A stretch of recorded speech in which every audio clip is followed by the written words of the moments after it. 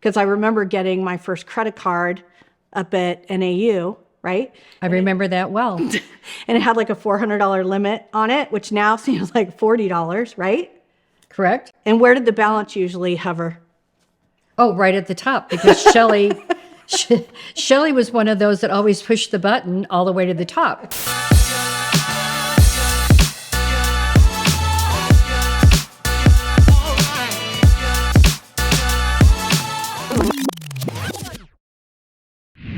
Everybody wants to know how to build wealth. And well, there's really not just one way that is right for everyone. For me, being a realtor, I am building most of my wealth, or trying to build the generational wealth to, hand down to my family, my children, through real estate, because that's a natural fit for me. But that is not a natural fit for everybody. There are different ways of doing it. And I'm joined by a very special guest, someone I know very well, my mother, Barbara Anderson, and we talk about investing and building wealth. And that was always something that was discussed really in my family because, of your background, and tell everybody what, you used to do for a living.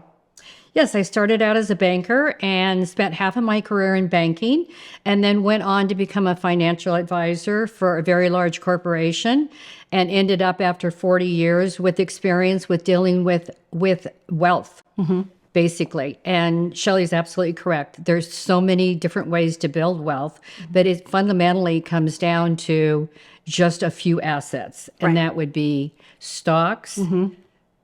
CDs, for example, mm-hmm. and real estate. Right.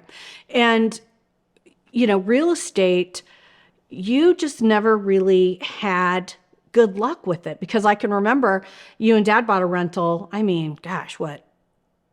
35 years ago, something like that, 30 plus years ago. And it just didn't really work out that well. Tried to do it again. It wasn't really a great experience. So that's not necessarily for everybody. Why do you think it didn't work out for you? I know why it didn't work out for me. Because I had a partner that was not interested in building wealth through real estate. And when you do build wealth through, it's that... My dad. That old saying, what is that your own sweat? Sweat equity. Sweat equity, yeah. Exactly. And he wasn't a partner in that. Mm-hmm. So that was the number one mistake. But I think the largest mistake, so he wasn't a partner in that. Yeah. And then secondly, location. Mm-hmm. Our first real estate purchase was not a good location. Mm-hmm. And we really bought in a dying market mm-hmm. Area. Yeah. And number one, location. And again, you don't have a magic 8 ball.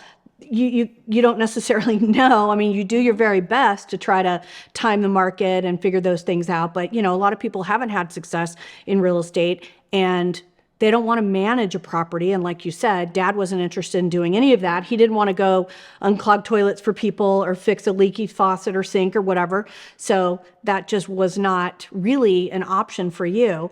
But even before you got into financial advising, you always gave me and my brother really solid advice. And at the time we might have thought, that you were being a little too, protective, if you will, or not letting us have our own freedom.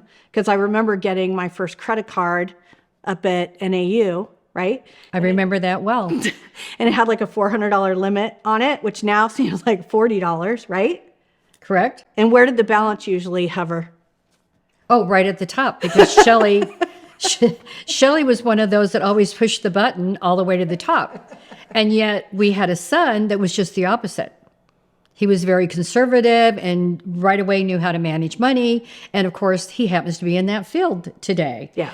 But there's no right or wrong. It's a matter of teaching your children how to handle their finances. And it can't start too young. Because I ended up okay. Yes, you did. Shockingly, very well. Right? Yes. Because I was the type of kid, and even through my 20s probably, that if I had $10, I was spending $10. Correct. Children have to be taught. And I think that so many times in today's world, or even yesterday's world, I think more in today's world, that people they have so much more information that they do sit down and talk, and they're not as private about their finances. Right. we always talked a lot about how much college costs, how much this costs, how much that costs. And I think it's really important to be open, but to really think and plan ahead. So what if somebody had, let's say, just for round, easy numbers, $100,000, and in today's market, and I know there are a lot of people, we're not going to get into like forecasting what we think is going to happen, but there has been a buzz about, a recession, possibly. Some people think we're already in a recession. Other people think it's going to hit. I mean, where would you tell somebody to invest that money right now? That's really individualized. And so you really have to sit down with somebody and really get to know them and be dealing with, in other words, as a professional, honest, trustworthy, and really guide them toward that direction that they're the most comfortable. Because people cannot take on too much risk, or they can't sleep at night. And that's the first question. It's a really old question, but if you did this, could you sleep at night? Or if you did this, if you invested in this, would you be able to deal with a rental property, for example, that you had no renters in and you had to sit for 3 or 4 months trying to re-rent it? Do you have that kind of finances to back you up? To carry that. Correct. So you have to be comfortable and you have to fit the right thing for the client.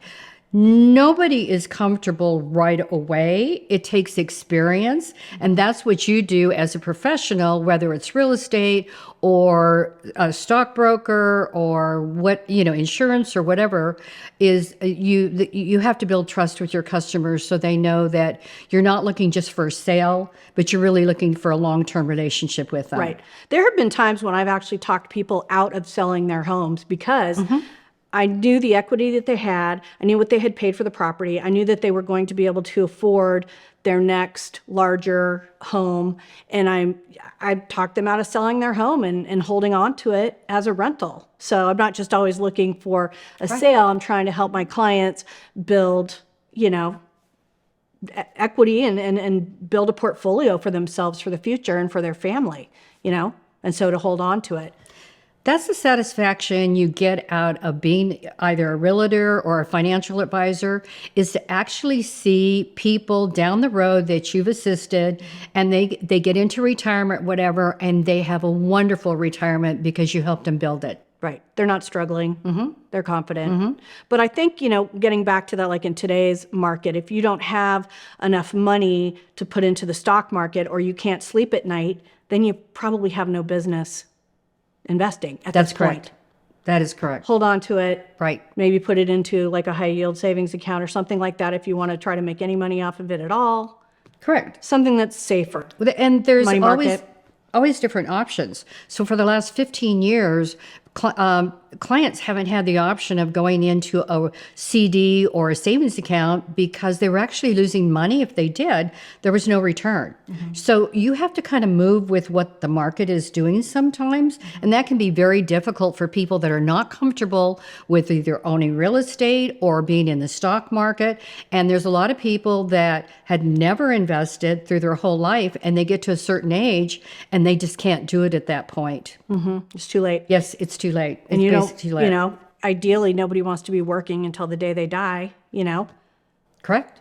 And a lot of people are. If you go to a lot of the grocery stores or whatever, you're finding more and more people that are up there in their 70s, for example, and many of them don't want to work. They have to work. Yeah. And that's unfortunate. Yeah. It's different if you want to work, But yeah, to feel like you're forced is a whole different story.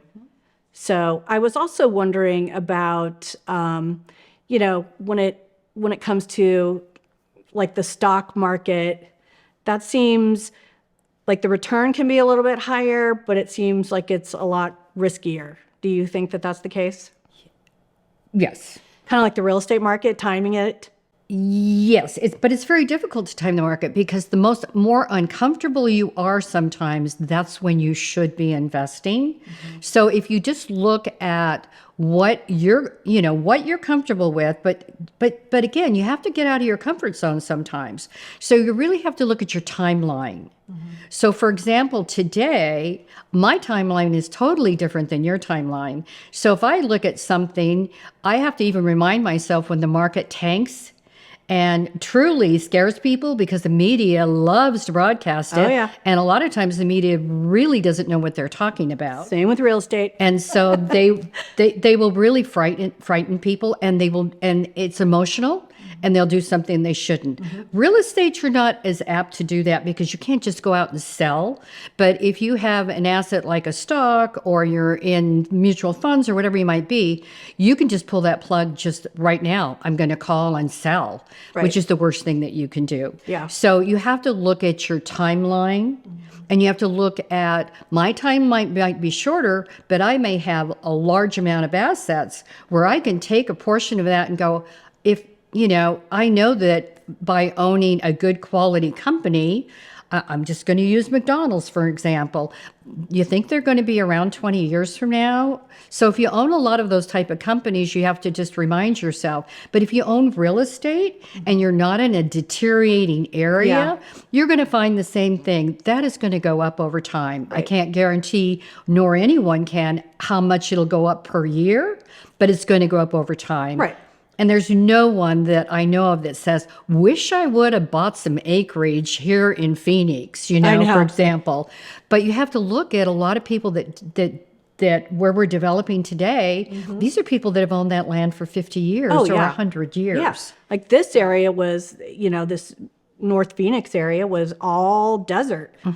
There was nothing up here. It was, like you were outside of the valley if you were up in this area. So it's amazing how it's grown. We've also talked a lot between us about how the real estate market is much like, the money market as well, where people want to knee jerk and get scared and then pull out or sell or whatever. And it's really, it all is more of a long game, not a get rich quick type of game. Correct. Sometimes you can be lucky and you can hit a market, and it's totally luck when you hit a market and you buy a property at the bottom. Who knows where the bottom is, whether it's a stock or real estate. You just have to look at the long term, and you really have to look at the purpose. In other words, if you're going to live in this house and this is a house a home that you need, it has more room, then you need to really look at that's a need, rather than it's an investment per se, but it's a need because you're going to live there. Right. If you're buying something that down the street is for sale and you think it's a great bargain, then you have to really look at the fact that what if the market goes down from here? Definitely. Am I willing to hold it for 5 years? Do I think it'll be worth more 5 years from now than today? So those are kind of personal things, but sometimes you have to remind people that it's okay if it goes down tomorrow. It'll come back up. Exactly. It'll come back up. Exactly. And so lastly, I just wanted to reiterate, and talk a little bit about, just if you are seeking a professional and you don't know where to go, because that's the problem with a lot of people. They get, bad advice. I always say, go to Google, check out the reviews about people. If you're looking for a tax professional, if you're looking for somebody to help guide you with your money and investments, or realtors or any of that, people love leaving reviews these days. So if you get on, you're probably going to easily be able to, vet somebody and find somebody that actually will do a great job for you and isn't just in it for the sale. I think that's the bottom line. Totally agree. And I do that with everything. I mean, I do that with, if I'm going to buy a product, I go in and read the reviews, and sometimes I'm I was glad I read these reviews. Right. And other times I'm like, I'm sold now. I mean, I thought it was what I wanted, but now I really know it is what I want. So absolutely. Right. Yep. Word of mouth and recommendations are wonderful as well. Exactly. When you have clients and they're happy with you, and you want 100% happy clients, because you don't want a bad review in today's world. Right. Then you have to earn that, and you have to be available and a professional. Yep. I agree 100%. Well, thank you very much. I appreciate it. Hey, if any of you have any questions for me regarding real estate investing, if you're looking at short-term rentals, long-term rentals, you need some guidance, or if you have any questions for my mother on investing, leave your questions down below and we will absolutely answer them and get back to you.